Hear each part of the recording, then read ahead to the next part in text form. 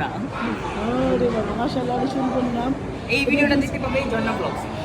আমাদের দুজনের জন্য অনেক শুভকামনা রইল। আমার ছোট ভাই, আমার আপন খালাতো ভাই, ওর বউ, আজকে ওদের রিসেপশন। অনেক ভালো লাগলো আজকে দেখে, মাশাআল্লাহ অনেক সুন্দর। ধন্যবাদ। জন্য দোয়া করবে, অনেক অনেক দোয়া রইল তোমাদের।